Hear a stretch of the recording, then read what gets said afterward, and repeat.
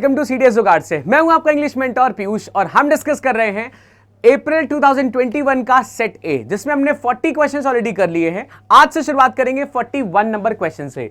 आज ordering of sentences से शुरुआत करनी है। हमने एक सेंटेंस के कई सारे पार्ट्स को अरेंज करने वाले क्वेश्चन तक खत्म कर लिया था। अभी ये जो सेंटेंसेस होते हैं, इनमें आपको 6 सेंटेंसेस दिए होते हैं जिनका अरेंजमेंट अल्टीमेटली आपको करना होता है, जिसमें 2 सेंटेंसेस फिक्स होते हैं। तो डायरेक्शंस पढ़ने से शुरुआत करते हैं, फिर आपको क्वेश्चन के थ्रू समझाऊंगा। इन this section each item consist of 6 sentences. इसमें 6 सेंटेंस है भैया और 2 फिक्स है, आपको 4 को कराना है very. Of a passage, the first and the 6 sentences are given in the beginnings as S1 and S6.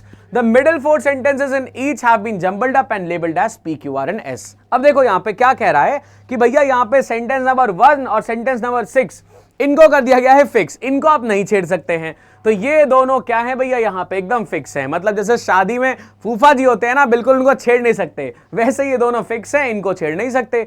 अब पी क्यू आर एस भैया यहाँ पे 4 सेंटेंसेस है जिनको आप इधर उधर कर सकते हैं। तो ये घर के वो बच्चे हैं जो सारे काम करेंगे आपस में इधर उधर अगर बगल शफल होके, ठीक है। तो पी क्यू आर एस को आपको शफल करना है और इसका अरेंजमेंट लेकिन आप कोई सा भी नहीं बना सकते हो। इसके अरेंजमेंट के लिए भी आपको दिए होंगे 4 ऑप्शंस, जिसमें ए बी सी डी आपको 4 ऑप्शन दिया है। अब आपको बताना है कौन से ऑप्शन के साथ अगर हम जाएं तो ये सेंटेंस सही हो जाएगा, ठीक है। चलो यहां पे पढ़ते हैं क्वेश्चन को और देखते हैं कौन से ऑप्शन के साथ जाने पे सेंटेंस ठीक हो रहा है। पहला देखो sentence number 1, man has progressed with science and technology, ठीक है। साइंस एंड टेक्नोलॉजी के साथ में आदमी ने बहुत बढ़िया तरक्की करी है, ठीक है। सेंटेंस नंबर 6 क्या कह रहा है, what was difficult and impossible is now easy and possible. जो चीजें पहले बहुत ज्यादा मुश्किल थी या इम्पॉसिबल सी लगती थी, अब वो चीज पॉसिबल हो गई है, ठीक है। ये बात दोनों तो कह के इन्होंने अपना पल्ला झाड़ लिया।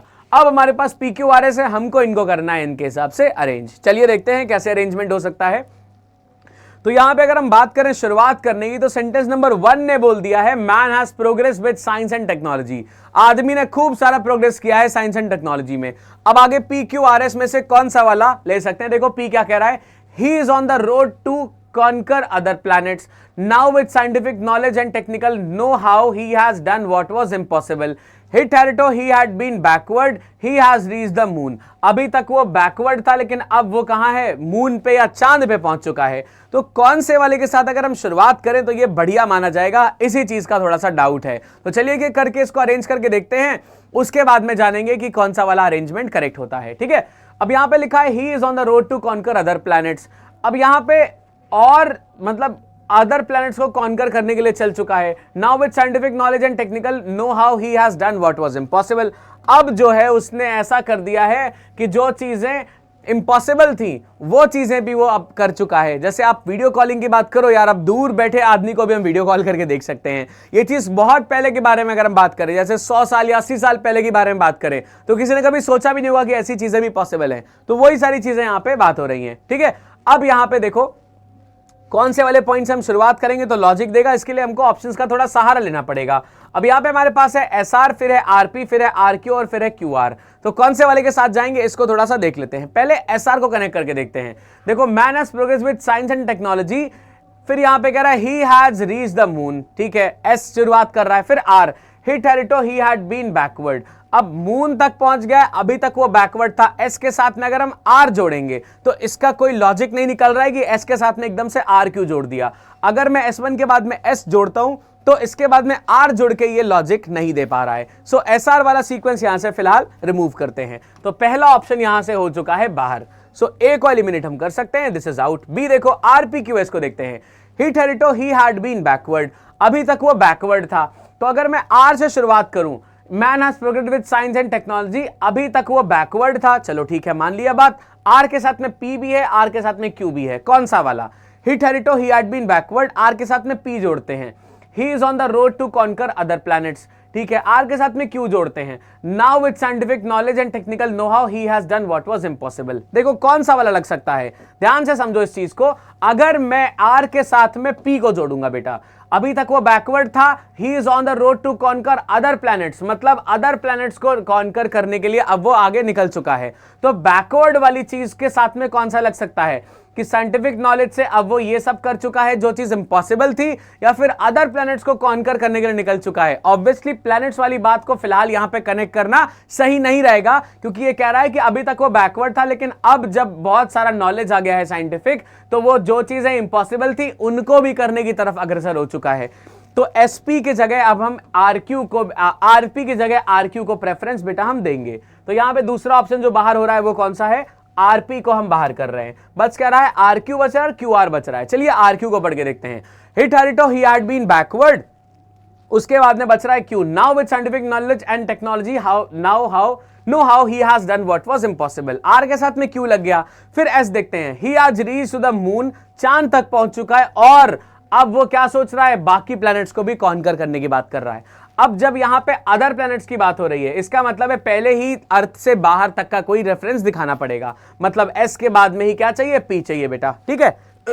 अब देखो यहां पे सी ऑप्शन तो बढ़िया लग रहा है, लेकिन फिर भी हम क्या पढ़ देते हैं, क्यू आर एस पी को पढ़ लेते हैं, यानी कि डी ऑप्शन को भी पढ़ लेते हैं। चलो क्यू से शुरुआत करते हैं। Now with scientific knowledge and technical know how he has done what was impossible, man has progress with science and technology.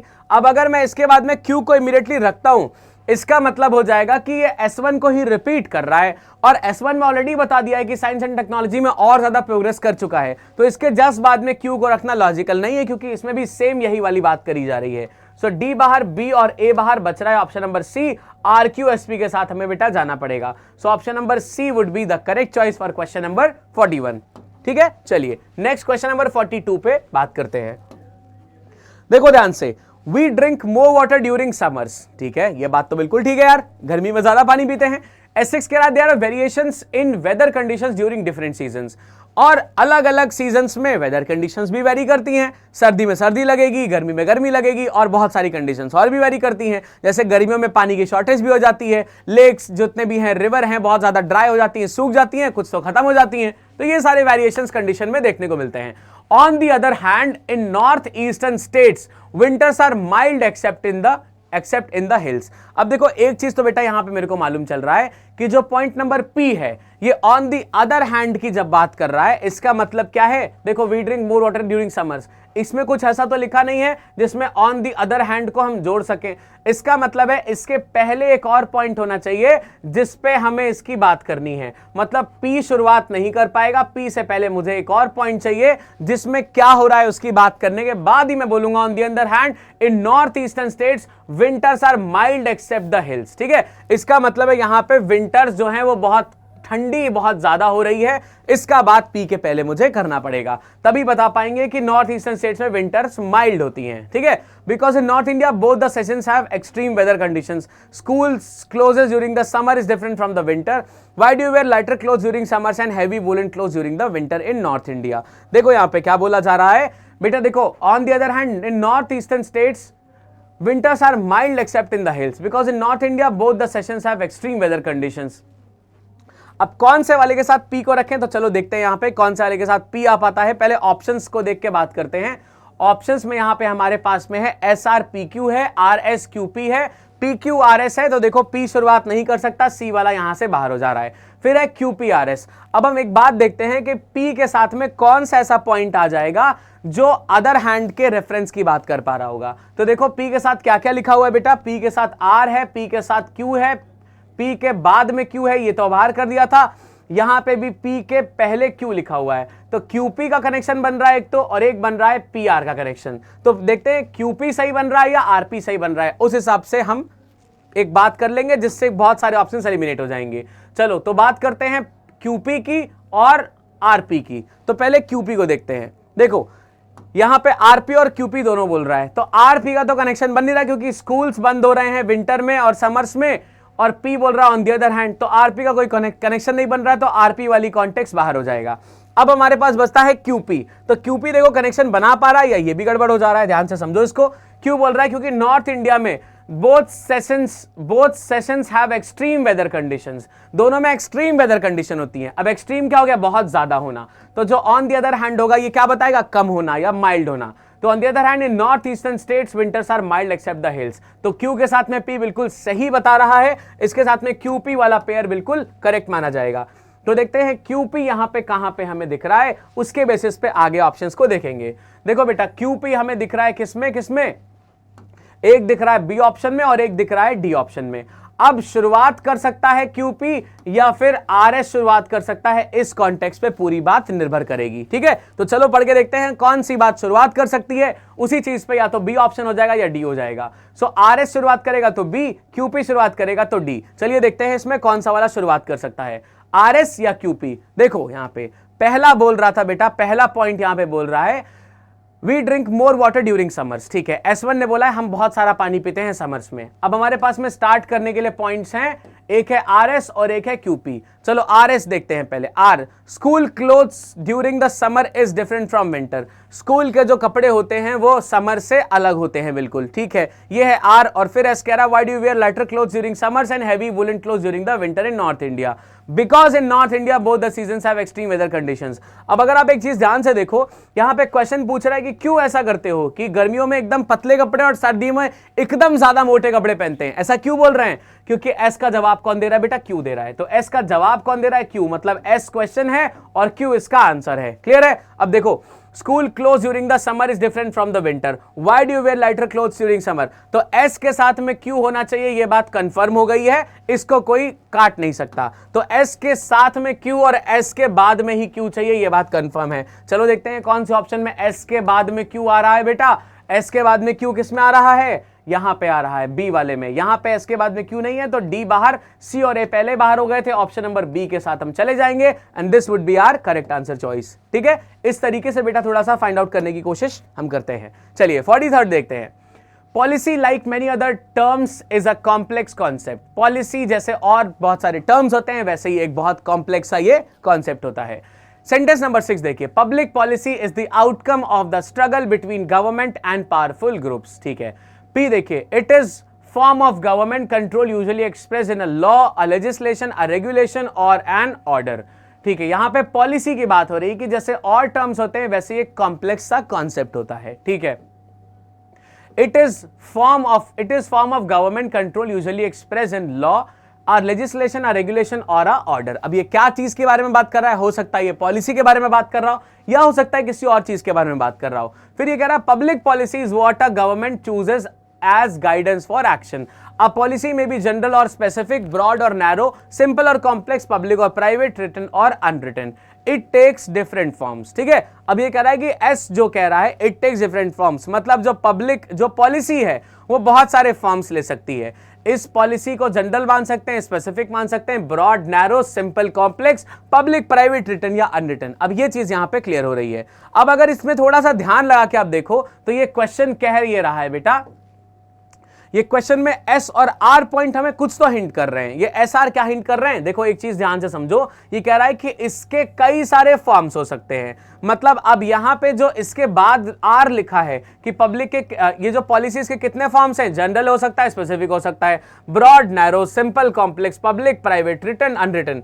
तो इट टेक डिफरेंट फॉर्म्स। कौन से फॉर्म्स? ये आर में लिखा है। तो एस के साथ में आर का पेयरिंग मुझे मालूम है कि चाहिए ही चाहिए। अब ये एस आर शुरुआत भी कर सकता है और खत्म भी कर सकता है। तो चलिए ऑप्शन से देखते हैं कि एस के साथ में आर किस में आ रहे हैं, उनको छोड़ के बाकी को फिलहाल हम हटा देते हैं।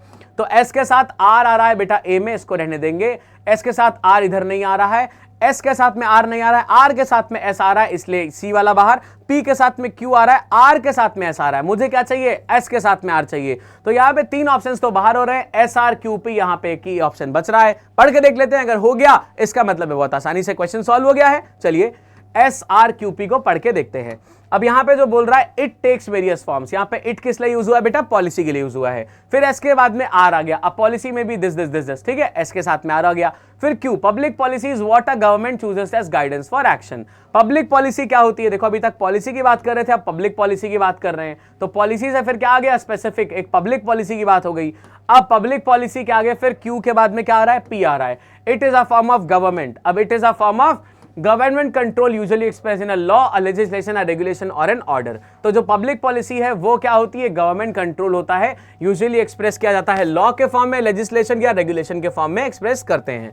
फिर लास्ट में एसेक्स बोल रहा है public policy is the outcome of the struggle. तो पब्लिक पॉलिसी को स्टार्ट किया है पहले कि क्या होता है, कौन इशू करता है, और उसके बाद में पब्लिक पॉलिसी क्या चीज होती है? Struggle between government and powerful groups के बीच में स्ट्रगल का एक रिजल्ट या आउटकम होता है। कौन सा ऑप्शन बन रहा है 43rd का? ऑप्शन नंबर ए के अलावा और और कोई यहां पे लॉजिक नहीं दे रहा, इसलिए ऑप्शन नंबर ए के साथ बेटा हम चले जाएंगे।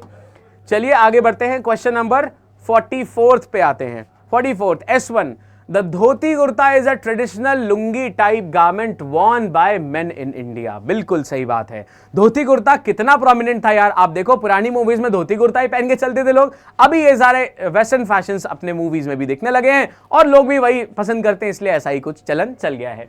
चलो, तो dhoti kurta is a traditional lungi type garment worn by men in India, ठीक है। S6 बोल रहा है Gandhi ji usually wore a simple shawl with his dhoti. Gandhi ji simple एक शॉल लिया करते थे और अपनी धोती के साथ चला करते थे। चलो, P कह रहा है it is commonly worn with a loose long tunic. अब यहां पे इट क्या कह रहा है, मे बी धोती कुर्ता के लिए कह रहा हो, it is commonly worn with a loose long tunic.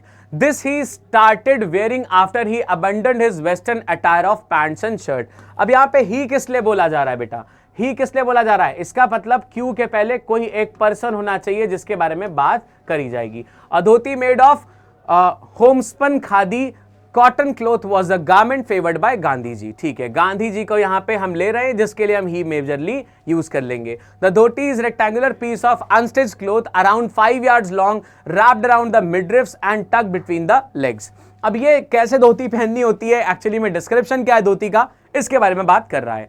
So ultimately हमारे पास में गांधी जी वाला पॉइंट है, फिर है दिस ही स्टार्टेड। ठीक है, अब यहां पे देखो एक चीज तो हमें कंफर्म हो गई है कि जो Q और R है बेटा ये साथ में रहेंगे, उसमें भी R के बाद में Q रहेगा, ये बात कंफर्म हो गई है। R के बाद में Q रहने वाला है, ये बात भी कंफर्म हो गई है। तो जरा देख लेते हैं R के साथ में Q रहेगा या R के साथ में नहीं रहेगा। देखो ही यहां पे एक ही जगह यूज किया गया है और गांधी जी भी एक ही पॉइंट में यूज किया गया है, तो यानी कि R के जस्ट बाद में क्या आना चाहिए, Q। तो RQ का एक पेयर बन गया है। अब ऑप्शन में से ढूंढते हैं कि RQ किसमें नहीं है, उसको तुरंत बाहर कर देंगे। देखो यहाँ पे RQ पहले इसमें है तो ठीक है, B बाहर हो गया। RQ यहां पे भी इसको रहने देंगे, RQ इधर नहीं है, QR है तो ये भी बाहर हो जाएगा। अब देखते हैं PSRQ होना चाहिए या SPRQ होना चाहिए, पहले SP या पहले PS, इसको देख ले अगर तो ये सेंस बनाते बनाते हमारे आंसर पे भी पहुंच जाएगा। तो दो ऑप्शंस यहां से एलिमिनेटेड है, देखना पड़ेगा PS सही है या SP सही है। चलिए देखते हैं PS क्या बोल रहा है। It is commonly worn with a loose long tunic. ठीक है, P के बाद में S बोल रहा है the dhoti is rectangular piece of unstitched cloth. अब पहले मैं बताऊंगा कि धोती क्या होता है, उसके बाद मैं बोलूंगा कि इसको कैसे पहना जाता है डेफिनेटली। तो P के बाद में S नहीं आएगा, पहले S आएगा फिर P आना चाहिए बेटा, है ना, पहले S आना चाहिए फिर P आना चाहिए। तो P के बाद में S लगाना गलत माना जाएगा, इसलिए SP को हम मानेंगे एकदम सही चॉइस। PS गलत है, B ऑप्शन और D ऑप्शन तो ऐसे ही बाहर थे, ऑप्शन नंबर C के साथ हम चले जाएंगे। It would be the correct answer choice, so it would B SPRQ, option number C है इसका करेक्ट आंसर चॉइस। चलिए नेक्स्ट बढ़ते हैं क्वेश्चन नंबर 45 पे। 45th क्वेश्चन देखो क्या कह रहा है, languages in contact with each other cause change.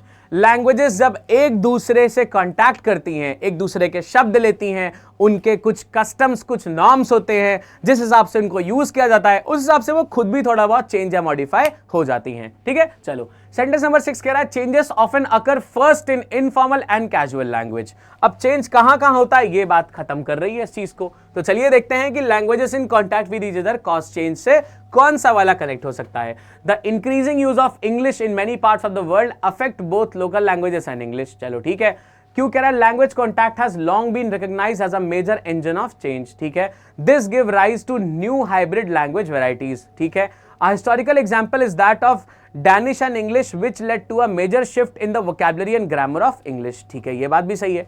चलो अब देखते हैं कौन सा वाला यहां पे जुड़ के इसको कनेक्ट कर सकता है। ठीक है, तो S1 ने शुरुआत कर दिया है। अब हमारे पास में ऑप्शंस में क्या क्या चीजें हैं, we have to look at this.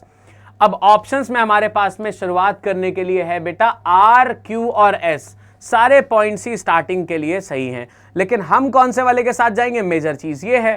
तो देखो यहां पे हमारे पास में ऑप्शंस हैं R, Q और S है, तो R, S और SQ को देख लेते हैं कि ये शुरुआत कर सकते हैं कि नहीं। देखो, languages in contact with each other cause change, this give rise to new hybrid language varieties. अब यहाँ पे जो दिस लिखा हुआ है ये सिर्फ चेंज के कॉन्टेक्स्ट में हाइब्रिड लैंग्वेज का बात तो नहीं करेगा, यानी आर के पहले क्या आना चाहिए बेटा, कोई ऐसी चीज आना चाहिए जिसमें वो चीज मिल रही हो। मिल का रही है which led to major shift in the vocabulary and grammar of shift, यहां पे भी मिल नहीं रही है। ये क्या कह रहा है, this the increasing use of English in many parts of the world affect both local languages and English, ये भी गलत है। language contact has long been recognized as a major engine of change, ये भी गलत है। फिर ये कह रहा है historical example is that of Danish and English language। अब यानी कि यहां पे जो P वाला है, जो R वाला पॉइंट है, सॉरी आर वाले पॉइंट के पहले this give rise to new hybrid language varieties, मतलब यहां पे अभी अगर S1 में ये चीज नहीं बोली गई है तो इसको हम आर से कनेक्ट करके हाइब्रिड लैंग्वेज वैरायटीज को बनाने के बारे में बात नहीं करेंगे, क्योंकि अभी तक लैंग्वेज को मिलाया नहीं गया है बेटा, है ना। ये सीधा सीधा बस ये बोल रहा था कि लैंग्वेज जब दूसरे के कांटेक्ट में आती हैं तो क्या होता है, चेंज हो जाती हैं वो, ठीक है। और यहाँ पे हाइब्रिड लैंग्वेज वैरायटीज बन रहा है, इस चीज को फिलहाल कनेक्ट नहीं करते हैं अभी, तो आर को यहाँ पे रहने देंगे। अगला देखते हैं क्या स्टार्टिंग कर रहा है बेटा। अगला स्टार्टिंग के लिए हमारे पास में है, अगले स्टार्टिंग के लिए वी हैव आर वाला पॉइंट हो गया आर एस, फिर है एस क्यू। देखते हैं एस क्या बोल रहा है। एस बोल रहा है historical example is that of Danish and English which led to a major shift in the vocabulary and grammar of English. अब देखो ऐसा नहीं कि मेजर शिफ्ट हो गया है ना, ऐसा नहीं कि सब कुछ चेंज हो गया है। मेजर शिफ्ट का मतलब है बहुत ड्रास्टिक चेंज दिखने के लिए मिलेगा। अब यहाँ पे चेंज हो रहा है, ये चीज बोला जा रहा है। तो historical example of Danish and English which led to a major shift in the vocabulary and grammar of English, पूरा वोकैबुलरी और ग्रामर चेंज हो गया। अब ये तो बहुत स्पेसिफिक एग्जांपल हो गया, यहाँ पे सिर्फ एक जनरलाइज बोला जा रहा है कि चेंज होने लगता है। तो एस बहुत ज्यादा स्पेसिफिक हो गया बेटा। फिलहाल एस को भी नहीं रखते हैं स्टार्टिंग के पॉइंट ऑफ व्यू से, क्यू को भी नहीं रखते हैं। अब हमारे पास क्या है, सॉरी आर को भी नहीं रखते हैं। एस और आर स्टार्टिंग के लिए गड़बड़ है, अभी फिलहाल एस और आर को हटाया है। अब हमारे पास में क्यू है स्टार्ट करने के लिए, तो दोनों पॉइंट्स अभी हमारे पास में बच रहे हैं, ऑप्शन बी और सी दोनों में ही स्टार्टिंग क्यू कर रहा है। क्यू को देखते हैं। Language contact has long been recognised as a major engine of change. अब देखो ये बात क्या हो रही है, यहां पे कह रहा है languages in contact with each other causes change. Language जब एक दूसरे से कॉन्टैक्ट में आते हैं तो चेंज हो जाता है। इसी चीज को देखो आगे क्या बोल रहा है क्यू वाला, language contact has long been recognised as a major engine of change. Language contact को हमेशा से ऐसा ही माना गया है कि अगर चेंज हो रहा है तो लैंग्वेज कॉन्टैक्ट से ही होगा, तो यानी कि क्यू ने इस बात को आगे कंटिन्यू किया है। अब अगर मैं S1 के साथ में क्यू नहीं रखता हूं तो फिर आगे क्यू और कहीं नहीं रखा जा सकता। सो क्यू को मैंने स्टार्ट करने के लिए यूज कर लिया। अब क्यू के बाद में और कौन सा पॉइंट रख सकते हैं, चलिए इसको देखते हैं ऑप्शंस में क्या क्या है हमारे पास में।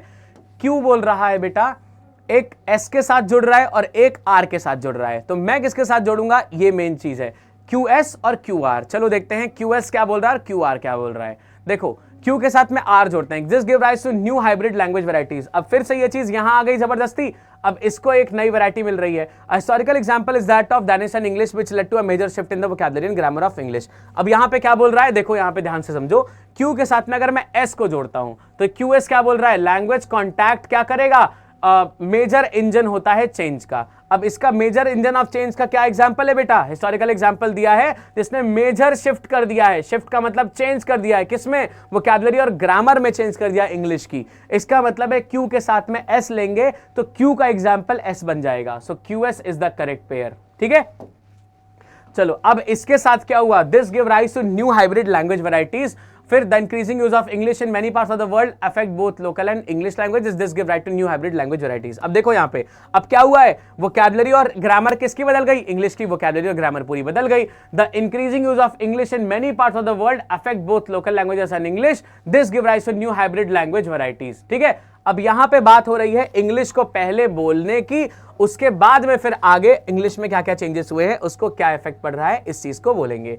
तो सबसे पहले हमने लिया क्यू, लैंग्वेज कॉन्टैक्ट के बारे में क्या क्या हो रहा था, फिर इसका एग्जांपल इंग्लिश और डैनिश लैंग्वेजेस में क्या क्या चीजें चेंज हुई, जिसमें से इंग्लिश में वोकैबुलरी और ग्रामर पूरी बदल गई। तो क्यू के साथ में एस आ गया, फॉलोड बाय फिर पी आ गया कि इंक्रीजिंग यूज ऑफ इंग्लिश, बहुत सारा इंक्रीज हो रहा था, यूज इंग्लिश का बहुत सारा हो रहा था, जिसकी वजह से बाकी लैंग्वेजेस में भी असर धीरे धीरे देखने को मिल गया, ठीक है, बाकी लैंग्वेजेस भी इंपैक्ट हो गई हैं। तो कौन सा ऑप्शन हमारे पास में बच रहा है बेटा, देखो क्यू के बाद में आ रहा है एस, उसके बाद में फिर पी और आर आएगा। सो क्यू के साथ में एस लेना पड़ेगा, एक चीज तो क्लियर हो गई है, क्या बच रहा है क्यू के साथ में एस। देखो यहाँ पे क्यू के साथ में एस कौन सा वाला ऑप्शन है बेटा, ऑप्शन नंबर बी ले रहा है क्यू के साथ में एस, तो it would be option number B. A, C और डी को यहां से एलिमिनेट कर देंगे, ऑप्शन नंबर बी के साथ चले जाएंगे। चलिए आगे क्वेश्चन नंबर 46 पे आते हैं। देखिए, urbanisation in India has become an important and irreversible process. जो अर्बनाइजेशन है इंडिया में वो क्या है, एक इंपॉर्टेंट और इरिवर्सिबल प्रोसेस है। ठीक है, अर्बनाइजेशन एक इरिवर्सिबल और इंपॉर्टेंट और इरिवर्सिबल प्रोसेस है। अर्बनाइजेशन मतलब अर्बन चीजों में ग्रो हो जाना, जैसे रूरल और अर्बन होता है, मतलब शहरीकरण जिसको आप कहते हो, उसकी बात हम कर सकते हैं। सेंटेंस नंबर 6 देखते हैं। As per the census of India 2011 the urban population is increasing rapidly. ठीक है, जैसे सेंसस ऑफ इंडिया 2011 के बारे में बात करें तो अर्बन पॉपुलेशन जो है वो बहुत स्पीड में, बहुत तेजी से बढ़ रही है। पी देखते हैं। The 2030 development agenda of the United Nations has emphasised the role of sustainable cities for making cities inclusive, safe, resilient and sustainable. 2030 का जो डेवलपमेंट एजेंडा है यूनाइटेड नेशंस का, उसने एम्फेसाइज किस पे किया है, sustainable cities for making cities inclusive, safe, resilient and sustainable पे बात किया है। ठीक है, अर्बनाइजेशन क्या है, एक इंपॉर्टेंट और इरिवर्सिबल प्रोसेस है। फिर 2030 का जो डेवलपमेंट एजेंडा यूएन का, वो क्या है कि sustainable, inclusive, safe, resilient city बने। तो पी यहां पे फिलहाल कोई भी कनेक्शन से कनेक्ट नहीं हो पा रहा है बेटा। ठीक है, अब क्यों देखते हैं। This shows that India is in the midst of transition from a predominantly rural to quasi urban society. अब यहां पे ना पी शुरुआत कर सकता है ना क्यू शुरुआत कर सकता है। ये दोनों पॉइंट्स फिलहाल शुरुआत करने के लिए बाहर है, क्योंकि ना दिस कनेक्ट हो सकता है ना यहां पे पी वाला पॉइंट कनेक्ट हो सकता है, दोनों इलॉजिकल है। तो दो पॉइंट्स यहां से बाहर हो चुके हैं। अब बचता है एस शुरुआत कर सकता है और आर शुरुआत कर सकता है। Let's read S and let's read R. देखो अब आर क्या बोल रहा है, the process of urbanisation has been characterised by a dramatic increase in the number of large cities. ठीक है, द प्रोसेस ऑफ अर्बनाइजेशन ने क्या किया है, characterised by dramatic increase in the number of large cities.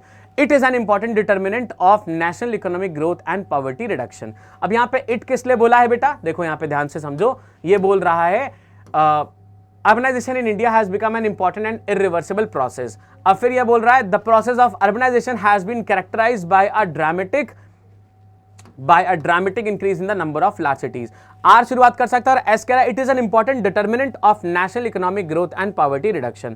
क्या चीज है इस चीज का, क्या चीज रिडक्शन करेगा बेटा, अर्बनाइजेशन इस चीज का रिडक्शन कर सकता है। तो स्टार्टिंग के लिए आर भी सही है और एस भी सही है। अब कौन सा वाला शुरुआत करेगा, ये हमारा मेजर चैलेंज है। तो चलो आर के साथ में किसकी पेयरिंग बन रही है ये देख लेते हैं, और फिर एस के साथ में किसकी पेयरिंग बन रही है ये देख लेते हैं। तो देखिए ध्यान से समझिए इस चीज को। यहां पे आर बोल रहा है the process of urbanisation, R के साथ में मुझे लगाना पड़ेगा बेटा क्यू, आर के साथ में लगाना पड़ेगा क्यू और एस के साथ में लगाना पड़ेगा आर। ध्यान से समझ लेते हैं फिर आंसर पे आ जाएंगे। देखो एस के साथ में आर, आर के साथ में क्यू, तो चलो आर के साथ में क्यू लगाते हैं। The process of urbanisation has been characterised by a dramatic increase in the number of large cities. R के साथ में जैसे ही मैंने क्यू लगाया, आर के साथ में जैसे ही मैंने क्यू लगाई, क्या कह रहा है, this shows that India is in the midst of transition from predominantly rural to a quasi urban society. अब process of urbanisation has been characterised by dramatic increase in the number of large cities. अब यहां पे India के लिए ये show कर रहा है, ये कहां से मालूम चल पाएगा, नहीं मालूम चल पा रहा है। तो आर के साथ में क्यू लगाते ही ये चीज क्या हो जा रही है बेटा, गड़बड़ करने लग जा रही है। सो आर के साथ में क्यू यहां पे क्या कर रहा है, गड़बड़ कर रहा है।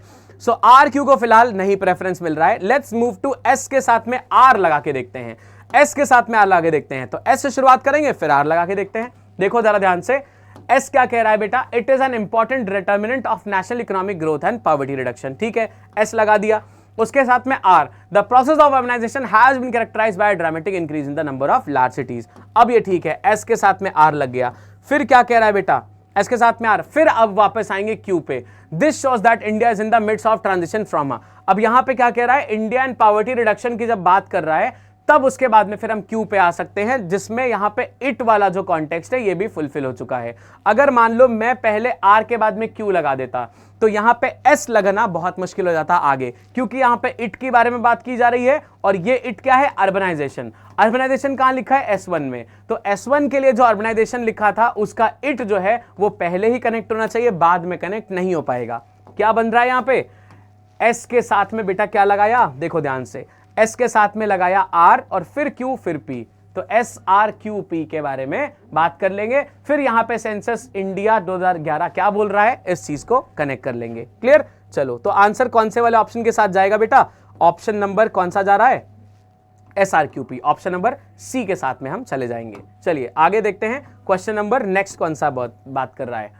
क्वेश्चन नंबर 47 देखिए, S1 कह रहा है ethics is a branch of philosophy concerned with a distinction between right and wrong, जिसको मॉरल्स भी कहते हैं, and the ultimate worth of actions और थिंग्स या वैल्यूज इनको कहते हैं। देखो कई बार आपके सामने ऐसे मुश्किल क्वेश्चंस आएंगे जिनको पढ़ के आपको लगेगा यार कि इसको छोड़ देना चाहिए। तो देखो छोड़ना चाहिए कि नहीं ये चीज पूरा पढ़ने के बाद मालूम चलेगा। अगर आपको लग रहा है भाई दिमाग के ऊपर से जा रहा है, नहीं हो पाएगा with in given time frame, तो छोड़ दो। गलत करने से अच्छा है क्वेश्चन को छोड़ देते हैं आप, ठीक है। चलो देखो, ethics is a branch of philosophy concerned with the distinction between right and wrong and the ultimate worth of actions और थिंग्स, जिनको हम वैल्यूज कहते हैं। सो अल्टीमेटली हम जो एथिक्स की बात कर रहे हैं वो मॉरल्स और वैल्यूज के चीजें बताती हैं, but values can be either inherent और कन्फर्ड, ठीक है। अब S6 जो है ये क्या बोल रहा है, बट के कॉन्टेक्स्ट में बात कर रहा है। इसका मतलब है कोई भी स्टेटमेंट का कॉन्ट्रास्ट या ऑपोजिट बात करने के फेवर में ये चीज है। चलिए पी पढ़ते हैं, देखते हैं क्या बोलना चाहता है ये।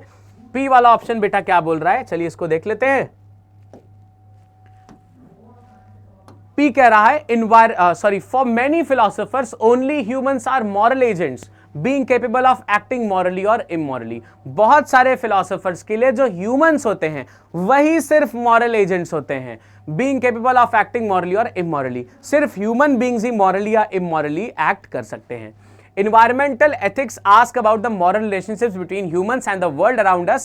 Ethics evaluated the relationship, rules, principles, and codes that require or forbid certain conduct. Value is a measure of the worth of something. ठीक है, अब यहाँ पे देखो एथिक्स के बारे में बोला जा रहा है। Ethics evaluated the relationship, rules, principles और codes that require for forbid certain conduct. Value is a major of the worth of something. अब यहाँ पे आर और एस हमारे पास में दो चीजें हैं जो एथिक्स और वैल्यूज को बता रही हैं, लेकिन हम यहाँ पे शुरुआत किससे करेंगे, ये चीज थोड़ा सा कंसर्न वाली है, जरा ध्यान से इसको समझ लीजिए। देखिए अब यहाँ पे क्या कहा जा रहा है, क्लियरली अगर आप समझने की कोशिश करें तो ये क्या कह रहा है, इसको देखिए ध्यान से। ये कह रहा है कि हमारे पास में दो चीजें हैं। पहला क्या है बेटा, ethics is a branch of philosophy. Ethics एक ब्रांच ऑफ फिलॉसफी है जिसमें मॉरल्स के बारे में बात होती है और वैल्यूज के बारे में बात करती है, ठीक है। अब बहुत सारे फिलोसोफर्स के लिए सिर्फ ह्यूमंस हैं moral agents being capable of this. क्यों बोल रहा है, एनवायरमेंटल एथिक्स ये होता है, एथिक्स ये है, value is a major of the worth of something. अब अगर हम एक चीज को ध्यान से देखें तो शुरुआत किस चीज से हो रही बेटा, एथिक्स क्या चीज होती है, ब्रांच ऑफ फिलॉसफी होती है। आर बोल रहा है ethics evaluated the relationship, rules, principles और कोड्स दैट रिक्वायर और फॉरबिड सर्टेन कंडक्ट। अब शुरुआत जब एथिक्स से कर रहे हैं तो एथिक्स और क्या क्या चीजें हैं एग्जैक्टली पहले इसको बताने से हम प्रेफरेंस को शुरू करना चाहते हैं। तो पहले हमने एथिक्स से बात को शुरू किया, आर के साथ में शुरू किया। Ethics evaluate the relationship, rules, principles और कोड्स दैट रिक्वायर और फॉरबिड सर्टेन कंडक्ट, ठीक है। अब अगर हम आर से शुरुआत करते हैं तो देखो आर वाले पॉइंट के साथ में क्या क्या है, आर क्यू है और आर एस है। पहले आर क्यू पी एस को देखते हैं। आर के साथ में अगर मैं क्यू लगाऊंगा तो बोल रहा है environmental ethics ask about the moral relationship between humans and the world around us, R Q हो गया। फिर पी देखो, for many philosophers only humans are moral agents being capable of acting morally और immorally. Value is a major of the worth of something, ठीक है। अब ये वाली बात कर ली है और बी बोल रहा है but values can be either inherent और कन्फर्ड। अब एक चीज तो यहां से मेरे को कंफर्म हो जा रही है, देखो यहां पे क्या कह रहा है, जो पॉइंट नंबर S6 बोल रहा है, लेकिन जो वैल्यूज हैं वो या तो इनहेरेंट होंगी या तो कन्फर की जाएंगी, ठीक। अब यहां पे वैल्यू वाले कॉन्टेक्स्ट में ये चीज बोला जा रहा है, एस बोल रहा है value is a major of the worth of something. Value किसी चीज की मेजर होती है, क्या चीज, किसी चीज का वर्थ कितना है, चीज का जो वैल्यू होता है, इस चीज का जो मेजरमेंट होता है उसको हम वैल्यू बोलते हैं, ठीक। चलो तो एक बात यहां से क्लियर ये हो रही है बेटा कि S6 के पहले ऐसी चीज चाहिए जो उसी कॉन्टेक्स्ट में बात कर रही हो। तो यहां पे जो हमने ए वाला पार्ट देखा था ये काफी अच्छी बात कर रहा था, लेकिन फिर भी RSPQ को देख लेते हैं। आर देखो, एथिक्स इवैल्यूएट द रिलेशनशिप, इसकी बात कर रहा है। फिर value is a major of the worth of something, ठीक है, RS हो गया। फिर पी पे देखते हैं, for many philosophers only humans are moral agents being capable of acting morally और immorally. Environmental ethics ask about the moral relationship between humans and the world around us, but values can be either inherent or conferred. अब यहाँ पे ये चीज गड़बड़ कर रही है। वैल्यूज क्या हो सकती हैं, या तो देखो यहाँ पे बेटा क्यू खत्म करेगा अगर, तो environmental ethics ask about the moral relationship between humans and the world around us। अगर हम क्यू से खत्म करेंगे तो S6 के साथ में किसी तरीके से लॉजिक नहीं दे पा रहा है ये, तो डी को यहाँ से हम बाहर कर देते हैं, ठीक है। अब हमने यहाँ पे पी और क्यू से स्टार्टिंग सीखी नहीं थी क्योंकि ये पी और क्यू एकदम से अलग सी बात करने लग गए, तो हमने आर से स्टार्टिंग करना सीखा था।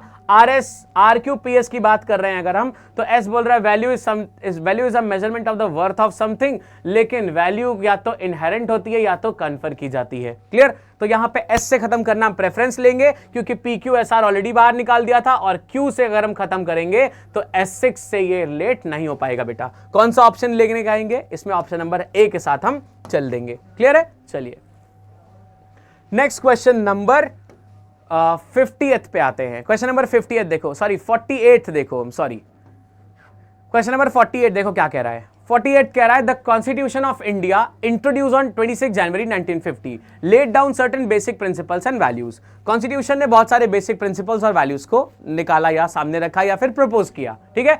The constitution guaranteed all citizens equality before the law and equality of opportunity in government employment, ये काम भी किया, ठीक है। पी देखो यहां पे, it was also to be a federation with demarcation of spheres of action between the united government and the state governments, ठीक है। it was also to be a federation with demarcation. India was to be a secular and democratic republic with a parliamentary system based on adult franchisee, ठीक है। P हो गया, Q हो गया। फिर यहां पे R और S क्या बोल रहे हैं? These include freedom of speech and expression, freedom to assemble peacefully, etc. It guaranteed all Indian citizens certain fundamental rights. अब यहां पे क्या क्या राइट्स मिल रहे हैं? देखो आर और एस जो बोल रहा है ये क्या बोल रहा है? आर और एस क्या कह रहा है? आर एस कह रहा है कि it guaranteed all Indian citizen certain fundamental rights. अब ये एस किस रिस्पेक्ट में बोल रहा है? कि यहां पे भैया बहुत सारे बेसिक प्रिंसिपल्स और वैल्यूज के बेसिस पे कॉन्स्टिट्यूशन ऑफ इंडिया को इंट्रोड्यूस किया गया था। ये बात एकदम क्लियरली मेरे को समझ में आ गई। अब यहां पे देखो जो बात हो रही है वो यहां पे क्या बोल रहा है? These include freedom of speech and expression.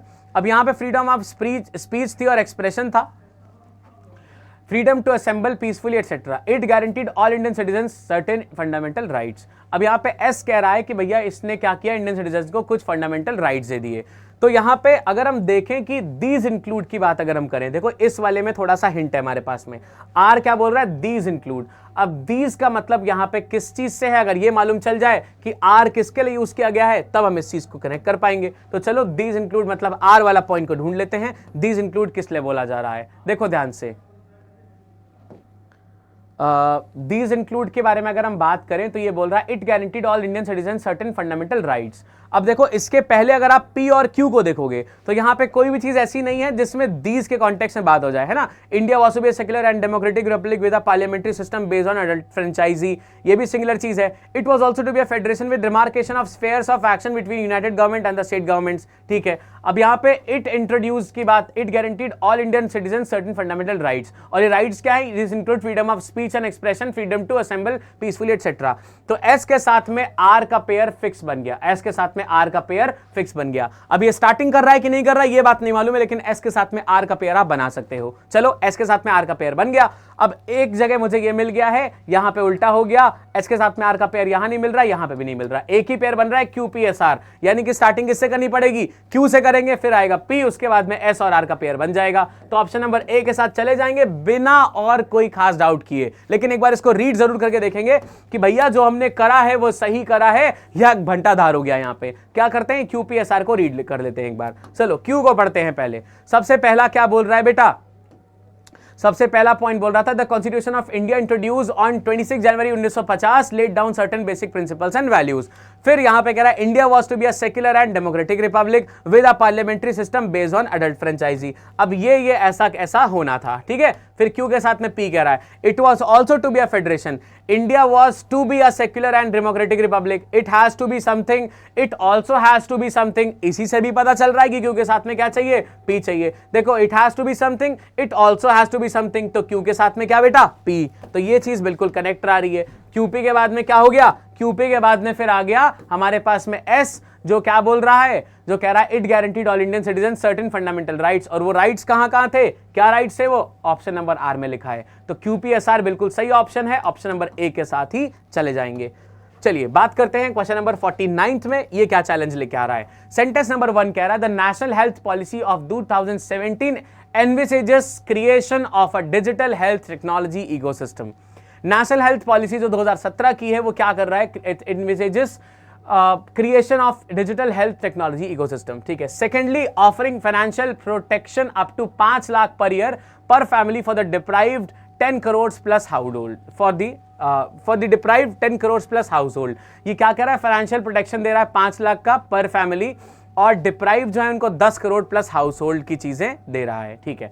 Ayushman Bharat comprising twin missions is set to transform the nation's health system. All right, तो नेशनल हेल्थ पॉलिसी 2017 वाली emphasis creation of a digital health technology ecosystem की बात यहां पे शुरुआत हो रही है। फिर यहां पे पी बोल रहा है आयुष्मान भारत का जो है क्या है मोटिव?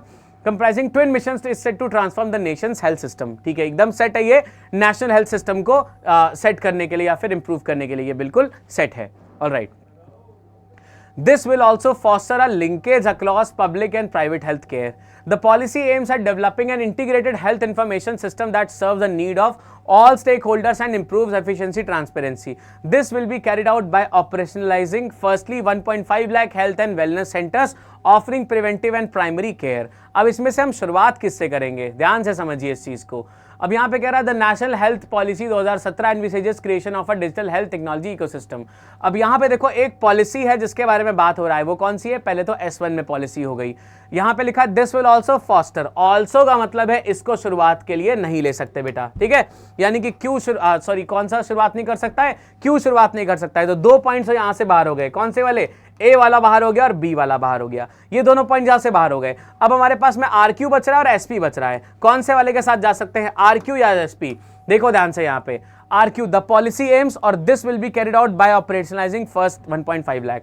अब अगर मैं बात करूं कि यहाँ पे द पॉलिसी जो लिखा हुआ है, कौन सी पॉलिसी है, वही वाली पॉलिसी बेटा जो S1 में डिस्कस की हुई है, नेशनल हेल्थ पॉलिसी। तो इस वजह से जो द पॉलिसी हम लिखेंगे वो उसी पॉलिसी को रेफर कर रहा है। ये बात करने के लिए इसको मुझे उसी पॉलिसी वाले पॉइंट के साथ लिखना पड़ेगा, इसलिए S को हम यहां से नहीं कनेक्ट करेंगे, S1 के साथ में कनेक्ट करेंगे R को।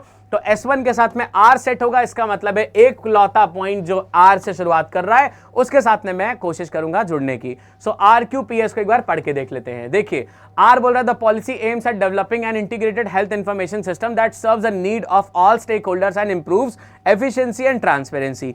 R के साथ में फिर है Q, this will also foster a linkage across public and private health care. ठीक है, उसके बाद में क्या हो रहा है, RQ हो गया। फिर P देखो, ये कह रहा है Ayushman Bharat comprising twin missions is set to transform the nation's health system, this will be carried out by operationalising firstly 1.5 lakh health and wellness centres offering preventive and primary care. Last में ये S6 बोलेगा। Secondly देखो यहाँ पे ये क्या कह रहा है, this will be carried out, यहाँ पे क्या कह रहा है, ये सारी चीजें पहले करेगा, उसके बाद में सेकेंडली ये क्या क्या करेगा, offering financial protection up to 5 lakh per year per family for the deprived 10 crore per household. अब यहाँ पे देखो कई सारी families, 1.5 lakh health and wellness centres offering preventive and family care primary care. ठीक है, अब यहाँ पे इतने लोगों में ये चीज हो रही है। अब इसको क्या क्या दे रहा है, S6 के साथ में इसको हम कंक्लूड कर देंगे बेटा। ठीक है, कितनी सारी फैमिलीज को और क्या क्या दे रहा है डिप्राइव्ड लोगों को, ये चीज S6 के साथ में। तो इसका कनेक्शन बन जाएगा, S1 बनेगा, सॉरी सबसे पहले बनेगा S1, फिर R से शुरुआत करेंगे, Q आएगा, फिर P आएगा, उसके बाद में S आएगा, देन S6 आ जाएगा।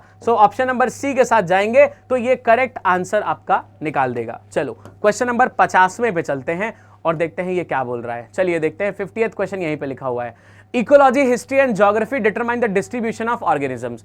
इकोलॉजी या इकोलॉजी जिसको बोलते हैं, ये चीज इकोलॉजी हिस्ट्री और ज्योग्राफी क्या करता है, डिस्ट्रीब्यूशन ऑफ ऑर्गेनिजम्स को डिफाइन कर देता है। ये कैसे कैसे ऑर्गेनिजम्स डिफाइन हुए हैं।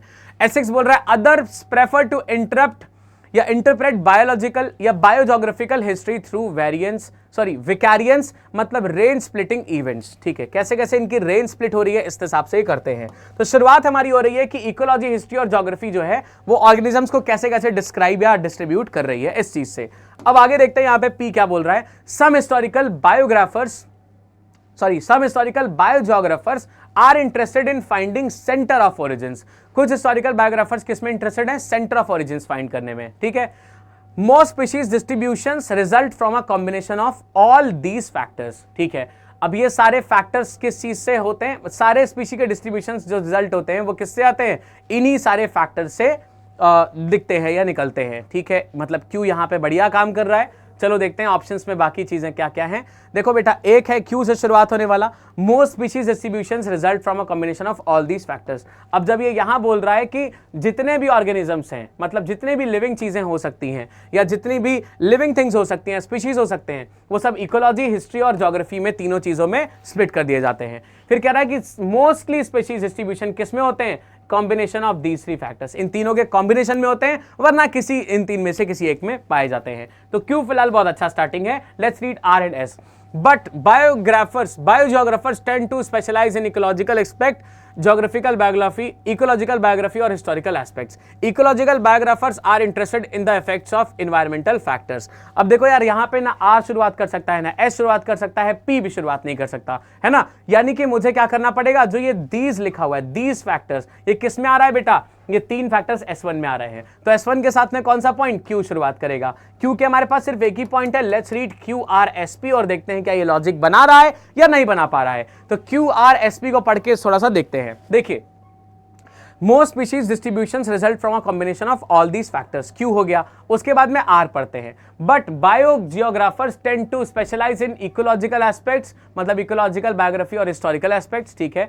Q के साथ में R हो गया। फिर आते हैं S पे, ecological biographers are interested in the effects of environmental factors, और फिर P आएगा, some historical biographers are interested in finding centre of origins. Other prefers, देखो कुछ यहाँ पे हिस्टोरिकल जो बायोग्राफर्स हैं वो ऐसा करते हैं, others prefer to interpret biogeographical history through vicariance, जिसमें रेंज स्प्लिटिंग इवेंट्स की बात होती है। तो कौन सा ऑप्शन हो जाएगा, QRSP हो जाएगा, क्योंकि Q में जो these लिखा हुआ था बेटा, ये किसको रेफर कर रहा है, ये रेफर कर रहा है इकोलॉजी, हिस्ट्री और ज्योग्राफी वाले रेफरेंस को। ठीक है बात, चलो तो इसमें आंसर हो जाएगा ऑप्शन नंबर ए, यही करेक्ट चॉइस बन सकता है, क्योंकि इसके अलावा बाकी कोई भी अरेंजमेंट यहां पे कोई खास मीनिंग देने में सक्षम नहीं है। चलिए फिर इन द ब्लैंक्स की बात करते हैं। यहां पे फिर इन द ब्लैंक्स के आपको 10 क्वेश्चंस दिए हुए हैं, पढ़ लेते हैं इसको और देखते हैं कि ये क्या क्या चीजें हमारे पास एज अ चैलेंज लेके आ रहा है। क्वेश्चन नंबर 51 के लिए पहले डायरेक्शंस पढ़ेंगे। कह रहा है each of the following sentences in this section has a blank space and 4 words और group of words are given after the sentence. Select the most appropriate word और group of words for the blank space and indicate your response on the answer sheets accordingly. ठीक है, एक sentence दिया है, इसमें से blank space में कुछ वर्ड या वर्ड्स भरे हो सकते हैं। उसके लिए आपको 4 ऑप्शंस दिए हैं, आपको बताना है कौन सा वाला अगर हम फिल कर देंगे तो ये सेंटेंस बिल्कुल प्रॉपर मीनिंग दे पाएगा। आसान सा काम है, सेंटेंस पढ़ के इसको फाइंड आउट करना बहुत ईजी होता है, हर बार पेपर में आता है, तो इस बार भी आया है। करके देखते हैं इसको आसानी से कैसे यहां तक पहुंच सकते हैं। अब ये कह रहा है he said that he dash when he lost all his investment in the stock. Was broken, was broke, break या हैड बीन कोलैप्स। अब देखो ये बहुत आसान सा है, हैड बीन के बाद V3 लगेगा तो D बाहर हो गया। He said that he break, said है पास्ट में तो ब्रेक तो हो नहीं सकता। He said that he was broken, यहां पे लिखा है ही वॉज ब्रोक और फिर लिखा है ही वॉज ब्रोकन, लेकिन हम जाएंगे किसके साथ में, ये चीज जरा देखो। यहां पे ही said that he was broke, he was broke नहीं हो सकता, ही वॉज ब्रोकन होगा, was plus V2, was plus V3. So he said that he was broken when he lost all his investment in the stock market. कौन सा option, option number A के साथ चले जाएंगे बेटा। देखो इतने सिंपल क्वेश्चंस आते हैं, आपको थोड़ा बहुत अगर ग्रामर का लॉजिक मालूम है तब भी आप इसमें से मोस्ट ऑफ द क्वेश्चंस को सही सही कर सकते हो। चलिए 52 के बारे में बात करते हैं। The man in black thought that he was dash selected for the team to play at the national level. जो आदमी ब्लैक कपड़े में था उसने क्या सोचा, यहां पे ये बात हो रही है। The man in black thought he was dash selected for the team. One of the player नहीं होता है, वन ऑफ द के बाद में हमेशा प्लूरल नाउन होता है, इसलिए ये गलत है। वन ऑफ द प्लेयर्स हो सकता है, is one player, that he was is one player. देखो ही वाज के बाद में इज थोड़ी लगाएंगे, that he was the player of the team selected for the team, कोई मतलब नहीं बन रहा। क्या ऑप्शन आएगा, option number B, that he was one of the selected या वन ऑफ द प्लेयर्स की बात करेंगे। So B option would be the correct choice. Next question number 53 देखते हैं क्या चैलेंज लेके आ रहा है। 53 देखिए, when she dash her friend after a period of 2 decades her throat choked। when she dash her friend after a period of 2 decades her throat choked। अब क्या हो रहा है ऐसा जिससे थ्रोट चोक हो जा रहा है, इसके लिए हमको एक वर्ड यहां पे फिट करना है। when she dash her friend after a period of 2 decades, 2 दशक के बाद जब वो अपनी दोस्त से मिली, तो यहां पे मिलने का है। अगर मैं मीट्स लगाऊंगा मतलब एक बार नहीं, ये बार बार यानी हैबिट बताने लगेगा, गलत हो जाएगा। when she had been meeting, फिर से यहां पे मिल रही थी तो मतलब हैबिट सा हो गया, ये पास्ट ही लेकिन हैबिट सा हो गया। when she met लगा सकते हैं क्योंकि when के बाद when का मतलब है जब वो मिली, मतलब एक बार कोई चीज हुई। सो met is the correct choice. Has met यहां पे गलत हो जाएगा क्योंकि यहां पे हमको एक बार का कॉन्टेक्स्ट लेना है, तो हैज met मतलब क्या हो जाएगा, जब वो मिली है, तो ये भी कॉन्टेक्स्ट गलत दे रहा है, इसलिए ऑप्शन नंबर सी के साथ जाएंगे बेटा। when she met her friend after a period of long time या 2 decades हो जाएगा। ठीक है, 54th नंबर देखिए बेटा। The portrait of the lady conveys dash it appears। The portrait of the lady conveys the best it appears नहीं है, more than it appears, the most it appears गलत है, nothing it appears, more than it appears। जैसा दिख रहा है उससे ज्यादा वो क्या करती है बेटा, portrait of lady कन्वे करती है। तो इसका आंसर हो जाएगा option number B, more than की बात हम करेंगे। नेक्स्ट क्वेश्चन नंबर 55 देखो, आप biography is dash persons life history. Biography क्या होता है बेटा? किसी के जीवन के बारे में जो चीज लिखी होती है उसको हम बायोग्राफी कहते हैं। So biography is about a person's life history. About a person's लिखेंगे तो अबाउट के बाद में अ चाहिए, इसलिए गलत हो गया। फॉर आ नहीं, किसी के लिए नहीं, किसी के जीवन के बारे में होता है। सो विद आ नहीं होता है, इट वुड बी अबाउट, और आ की जरूरत हमें साथ में पड़ेगी।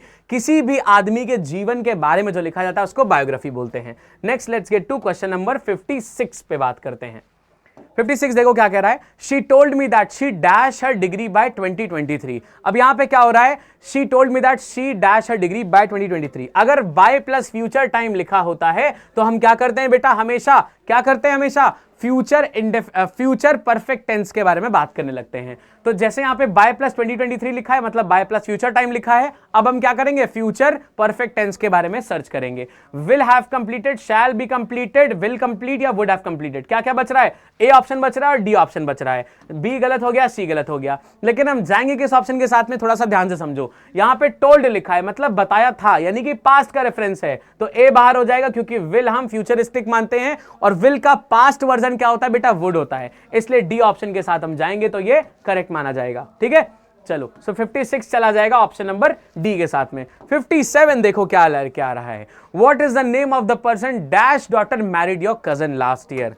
अब क्या नाम है आप उस पर्सन का, what is the name of the person dash daughter married your cousin last year. अब इसमें कौन से ऑप्शन के साथ जा सकते हैं, क्वेश्चन बड़ा आसान है। ये पूछ रहा है कि क्या नाम है उस आदमी का जिससे तुम्हारी married your cousin last year, जिसकी बेटी से तुम्हारे कजन की लास्ट ईयर शादी हुई है। तो whose daughter married your cousin, who daughter तो कोई मतलब नहीं निकल रहा, हुम डॉटर का भी कोई मतलब नहीं है, विथ डॉक्टर का भी मतलब नहीं है। क्या हो जाएगा, whose daughter married your cousin last year। इकलौता option number A is the only option that is making sense. तो जाएंगे ऑप्शन नंबर ए के साथ में। Let's get to question number 58 बेटा। देखो ध्यान से 58 वाले पे चलते हैं और देखते हैं क्या कह रहा है ये। The world is changing dash that the rich become richer and the poor become poorer। The world is changing through यहां पे नहीं होगा क्योंकि मतलब नहीं निकाल पा रहा है। In many ways होता है, ये गलत हो गया। In a way that, in such a way that, in a way नहीं, in such a way मतलब इस तरीके से चेंज हो रहा है कि जो अमीर है वो और अमीर हो रहा है और गरीब और ज्यादा गरीब होता जा रहा है। तो इस तरीके से चेंज हो रहा है, सिर्फ तरीके से चेंज हो रहा है, इस तरीके से चेंज हो रहा है, क्योंकि आगे जब लिखा हुआ है तब हमको बेटा सच भी लगाना पड़ेगा, क्योंकि बिना सच का अगर हम यहां पे दैट लगाएंगे तो ये गलत हो जाएगा। ठीक है, चलो आगे बात करते हैं नंबर 59 की। Had I been informed beforehand I dash it to the celebrations. अगर मुझे पहले पता होता I dash it to the celebrations. अब यहां पे बेटा कंडीशनल की बात हो रही है, इसमें कंडीशनल में क्या यूज किया जा रहा है, had been plus V3। Had been plus V3 जब हम यूज कर रहे हैं, या फिर मान लो हैड प्लस V3 कर रहे हैं, इसके साथ में आई वाला यहां पे क्या ले सकता है, इसके लिए थोड़ी सी देखनी पड़ेगी, right. So had I been inform before and I dash it to celebrations. अब यहां पे ऑप्शंस में है could have made, will have made, would have या ऑट टू हैव मेड। कौन से वाले के साथ जा सकते हैं, देखो इकलौता जो यहां पे फिट हो सकता है वो हो जाएगा पास्ट मॉडल, उसके बाद में हैव और साथ में V3। ये तीन चीजें यहां पे मेरे को चाहिए। अब विल तो पास्ट मॉडल ही नहीं है, बी बाहर। वुड के साथ में हैव तो है लेकिन वर्ब की थर्ड फॉर्म नहीं है, सी बाहर। डी में ought to have made, ought यहां पे मॉडल की तरह यूज ही नहीं होता है। कौन सा बच रहा है, कुड हैव मेड को यहां पे फिट कर देंगे। ठीक है, कंडीशनल्स में ये चीज पड़ी थी, अगर याद होगा तो ये करना बहुत इजी हो जाएगा। चलिए आज का लास्ट क्वेश्चन करते हैं। ये कह रहा है Indian perspective of life informs that leading to leading a life of greed dash in unhappiness. अब यहां पे ऑप्शंस में हमारे पास में है will lead, shall be, will result, would resulted. देखो Indian perspective of life informs that, informs का मतलब ये प्रेजेंट में कॉन्टेक्स्ट में बात कर रहा है, या फिर एक हैबिट की तरह आप बात कर सकते हो, या कोई ऐसी चीज जो रेगुलरली होती जा रही है। ठीक है, अब विल लीड है that leading a life of greed dash in happiness, will lead, shall lead, will result, would resulted. देखो विल लीड गलत है, शैल बी का कोई मतलब नहीं निकलेगा, वुड रिजल्टेड नहीं, वुड के बाद में ईडी तो लगा ही नहीं सकते, मतलब V3 लगा ही नहीं सकते, वुड हैव प्लस V3 लगा सकते हैं तो डी बाहर हो गया। विल रिजल्ट इन अनहैप्पीनेस हो जाएगा। Will lead us to unhappiness हो सकता था, सिर्फ विल लीड इन अनहैप्पीनेस का मतलब नहीं निकलेगा, it would be will result in unhappiness. So option number C के साथ जाएंगे तो इकलौता ऑप्शन जो सेंस बनाएगा that would be option number C. ठीक है, आज के लिए इतने क्वेश्चंस रखते हैं, नेक्स्ट क्लास में करेंगे बाकी के बचे हुए पूरे 60 क्वेश्चंस और इस पेपर को भी निपटा देंगे। तब तक के लिए अपना ध्यान रखिए। जय